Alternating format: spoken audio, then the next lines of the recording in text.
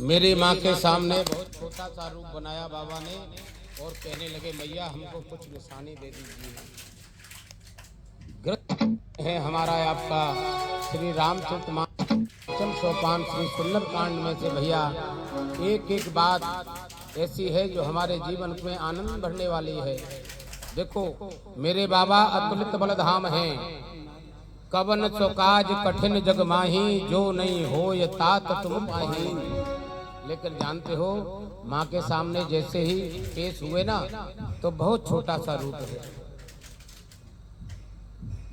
और यहाँ पर एक सूत्र आता है, हम भले ही कितने बड़े क्यों ना हो जाएं, ऐश्वर्य में, पद में, प्रतिष्ठा में, कोई बहुत बड़ा पद भी मिल गया हो हमको, लेकिन एक बात का स्मरण हमको रहे, हम जब जब अपने श्रेष्ठ के सामने जाएं तो हमेशा हमारा कद छोटा हो, यानी विनम्र बनकर, छोटे बनकर उनके सामने पेश हो। आज के इस कली काल में परेशानी का एक ही कारण है। देखो पूरी मानसी में दो पात्र हैं, एक तरफ है हमारे प्रभु श्री राम जी, दूसरी तरफ है रावण। दोनों में मुख्यतः दो अंतर है। पहला प्रभु राम जी का देखो चित्रण देखिए आचरण का।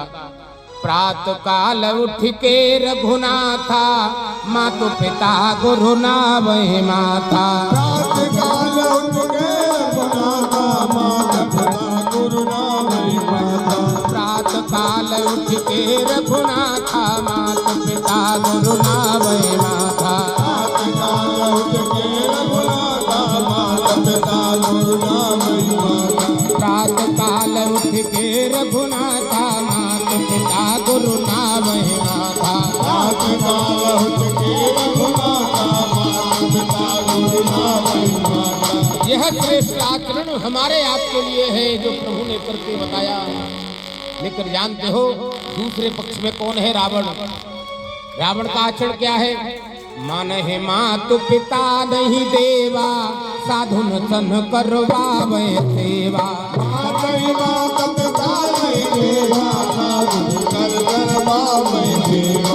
यह बात भोले बाबा माँ पार्वती को सुनाते हुए कहते हैं, देवी मानहि मातु पिता नहीं देवा, साधु न सन करवावे सेवा। मानहि मातु पिता नहीं देवा, साधु न सन करवावे सेवा। जिनके यह आचरण भवानी, ते जानो निश्चर सम प्राणी। जिनके आचरण भवानी, ते जानो निश्चर सम प्राणी। जिसके जीवन में यह आचरण आ रहे हैं वह इस कली काल का राक्षस है। यह श्री रामचरितमानस जी की पोथी हमारे आपके जीवन को दिव्य बनाने वाला ग्रंथ है। भैया जीवन मिला है, हर काम को गति दो, हर काम को करो, लेकिन मध्य में मेरे ठाकुर जी को विराजो, बार बार आदत डालो। मेरे राघव तेरी बड़ी कृपा है, यह जो आनंद मिला है बरकरार रहे, उसके लिए धन्यवाद प्रस्ताव लाओ, किसी भी हाल में रखें। भैया रावण का दरबार लगा है। जैसे ही हनुमान जी ने माँ जानकी जी की खबर सुनाई, प्रभु आनंद में आ गए और हनुमान जी को बगल में बिठा लिया। जानते हो बहुत प्रेम कर रहे हैं। जैसे ही हनुमान जी को प्रेम किया जा रहा है, कैलाश में बैठे भोले बाबा आनंदित हुए। माँ पार्वती जी ने पूछा, बाबा क्या हुआ? अरे माँ जानो नहीं, मेरे राघव का दुलार मिल रहा है। यह बात जानते हो माँ समझ नहीं पाई तो भोले बाबा बता रहे हैं, देवी जब त्रेता में नारायण नर बन करके प्रभु के रूप में, प्रभु राम के रूप में आए हैं ना, तो मैंने जाकर के निवेदन किया, ठाकुर आप तो जा रहे हो, मुझे आपकी चरण सेवा करनी है। तो जानते हो श्री हनुमान जी कौन है? शंकर स्वयं केसरी नंदन, तेज प्रताप महाजगवंदन। शंकर स्वयं केसरी नंदन, तेज प्रताप महाजगवंदन। ये वही शंकर जी का अवतार है जिन शंकर जी ने 10 सिर चढ़ाने के बाद लंका सोने की दान में दी थी रावण को। लेकिन जानते हो गुरु भी है भोले बाबा रावण के।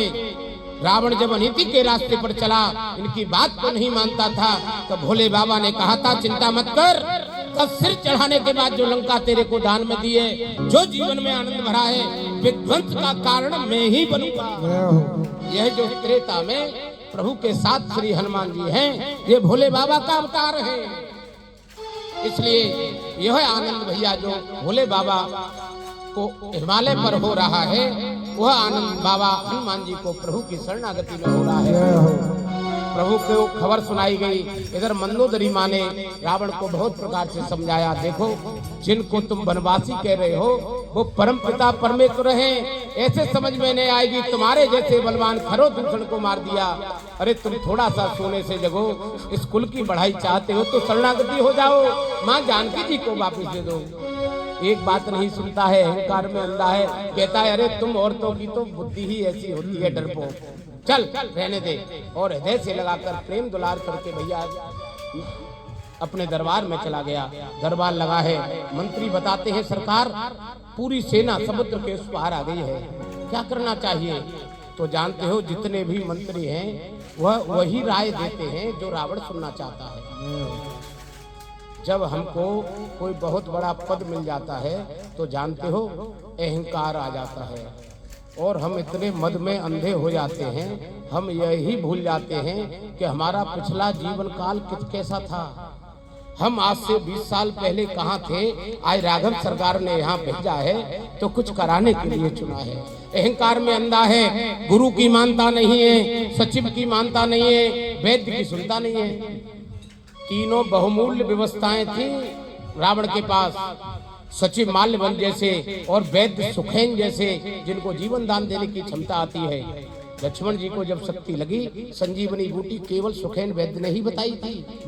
रावण का बेटा मारा गया, क्या जिंदा नहीं हो सकता था? हो सकता था, लेकिन रावण उनको कोई वैल्यू नहीं करता था। कहता था अरे अरे अरे मेरे यहाँ का रहने वाला वैद्य क्या जानता है, ना ना ना इसका इलाज नहीं कराना है। सचिव वैद्य गुरु भोले बाबा साक्षात भैया, जिनके भोले बाबा गुरु हो उनका चेला ऐसी अनिति करेगा कि जगत जननी माँ जगदम्बा को हर के लाएगा? कदापि नहीं। लेकिन जानते हो रावण का एक भाव है, गुरु को तो मानता है कि ये मेरे भोले बाबा गुरु हैं, लेकिन गुरु की नहीं मानता। हम जीवन में ध्यान रखें, हमारे परिवार में जो भी श्रेष्ठ राजे हैं उनकी बात पर ध्यान दो।